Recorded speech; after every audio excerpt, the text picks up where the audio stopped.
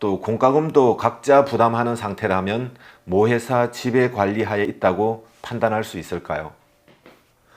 안녕하세요. KPMC TV 안방환입니다. 오늘은 중대재해처벌법 제5조 도급, 용역, 위탁 등의 관계에서 안전 및 보건 확보 의무에 대하여 소개드리겠습니다. 2020년 고용노동부 산업재해 현황 분석에 따르면 한 해 업무상 사고 사망자 수가 882명으로 일평균 2.4명이 아까운 목숨을 잃었다고 발표했습니다.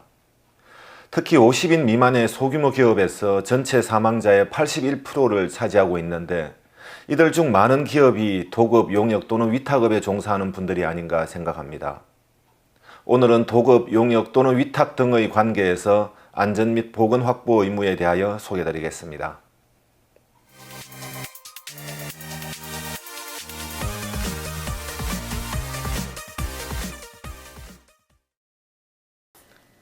중대재해처벌법 제5조에서는 제3자에게 도급, 용역, 위탁 등을 행한 경우 제3자의 종사자에게 중대산업재해가 발생하지 않도록 제4조의 조치, 즉 안전보건 확보 의무를 하도록 요구하고 있습니다. 다만 실질적으로 지배, 운영 또는 관리의 책임이 있는 경우로 한정한다라고 정하고 있습니다. 여기서 제3자에게 도급, 용역 또는 위탁의 범위가 무엇인지 그리고 지배, 운영, 관리를 어떻게 볼 것인지에 대하여 좀 더 자세히 설명드리겠습니다. 먼저 도급, 용역, 위탁 등의 관계라는 것은 민법과 산업안전보건법 그리고 건설산업기본법에서 정하고 있는데 먼저 민법 제664조의 도급이란 당사자 일방이 어느 일을 완성할 것을 약정하고 상대방이 그 일의 결과에 대하여 보수를 지급하는 것을 약정함으로써 그 효력이 생긴다고 정하고 있습니다. 그리고 산업안전보건법 제2조에서는 명칭에 관계없이 물건의 제조, 건설, 수리 또는 서비스의 제공, 그 밖의 업무를 타인에게 맡기는 계약으로 규정하며 건설산업기본법에서도 별도의 용어를 정하고 있는데요. 결론적으로 도급이란 일을 완성해주고 대가를 받는 계약으로 규정할 수 있겠습니다. 또한 용역, 위탁은 타인에게 일을 위임하는 것으로 민법 제680조에 따라 위임이란 사무의 처리를 위탁하고 상대방이 이를 승낙하여 이루어지는 계약으로 정의하고 있습니다. 다시 말씀드리면 거래 대상이 상품이 아닌 서비스의 형태이며 조달청에서는 학술 연구 용역, 시설 분야 용역, 정보통신 용역, 그리고 폐기물 처리 용역 등을 용역의 범위로 두고 있습니다. 따라서 중대재해처벌법에서의 도급, 용역, 위탁이란 산업안전보건법의 정의와 같이 명칭과 관계없이 물건의 제조, 건설, 수리 또는 서비스의 제공, 그 밖의 업무를 타인에게 맡기는 계약으로 다소 포괄적으로 해석함이 타당하다고 생각합니다. 두 번째는 실질적으로 지배, 운영, 관리하는 책임인데요.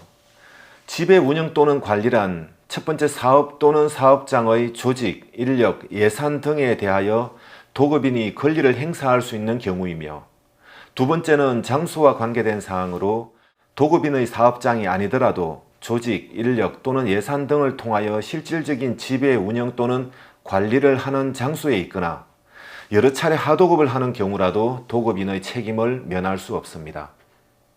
그리고 지배, 운영, 관리는 AND가 아니고 OI입니다. 따라서 산업안전보건법 시행령 제11조 도급인이 지배하는 장소보다는 좀 더 확대된 의미로 받아들이셔야 하겠습니다. 다음은 도급인의 지배, 운영 및 관리 여부에 대한 세 가지 케이스가 있는데요. 첫 번째 케이스는 도급인의 사업장 밖에 있는 안전시설이나 주요 설비를 수급인이 임의로 설치, 해체 및 변경할 수 없고 도급인과 협의하는 경우라면 도급인의 지배, 운영 및 관리 범위 내에 있다고 봅니다. 두 번째 케이스는 지방자치단체가 하수처리시설 운영을 민간업체에 위탁하였고 해당 민간업체에서 근로자가 작업을 하다 안전난간 미설치 등으로 추락사고가 발생한 경우는 어떻게 될까요? 비록 그 사고가 도급인의 사업장 밖이라 할지라도 도급인이 제공, 지정하고 또 지배 관리하는 추락 위험 장소이므로 하수처리 시설 운영을 위탁받은 민간업체는 산업안전보건법 제38조에 따른 안전조치 미확보에 대한 책임이 있고, 지방자치단체 또는 환경공단은 산업안전보건법 제63조에 따른 도급인의 안전조치 및 보건조치 미확보에 대한 책임을 지는 것으로 해석했습니다. 다음은 세 번째 케이스인데요. 자회사가 모회사의 부지를 유상으로 임차하여 자회사 소유 설비를 이용하여 생산한 후 모회사에 납품하는 과정에서 사건이 발생하였습니다. 두 회사 사이에는 바리케이터가 있으며 견고한 벽체가 있어 함부로 출입할 수 없고, 자회사 직원이 모회사를 출입하려면 자회사의 사전 승인이 필요하고, 또 공과금도 각자 부담하는 상태라면 모회사 지배 관리하에 있다고 판단할 수 있을까요? 그런데 고용노동부 판단은 모회사의 실질적인 지배 관리하에 있다고 판단했습니다.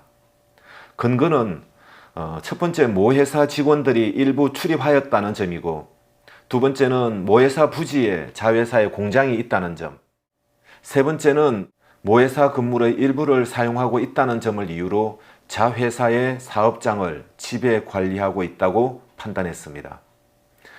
이렇게 해석을 한다면 부동산을 임대하더라도 소유권만 있으면 임차 목적물을 지배 관리한다는 해석인데, 이 판단은 다소 논쟁의 소지가 있을 수 있다고 생각됩니다. 오늘 소개드린 중대재해처벌법 제5조 도급, 용역, 위탁 등의 관계에서 안전 및 보건 확보 의무에 대해서는 최근 비즈니스 운영 방식, 특히 아웃소싱에 대한 비즈니스 모델이 너무 다양하기에 법의 적용이나 해석에 논쟁이 많을 수 있습니다. 또한 조직의 책임에 대하여 많은 고민이 되겠지만, 당초 이 법의 취지가 중대재해를 예방하고 시민과 종사자의 생명과 신체를 보호하는 것이 목적이기에 제3자에게 도급, 용역, 위탁 등을 행할 경우 지배, 운영 또는 관리에 대한 법률적 해석보다는 실질적인 사고 예방을 위하여 무엇을 할 것인지에 더 많은 관심을 가지는 것이 필요하겠습니다. 오늘은 중대재해처벌법 제5조 도급, 용역, 위탁 등의 관계에서 안전 및 보건 확보 의무에 대하여 소개드렸습니다. 감사합니다.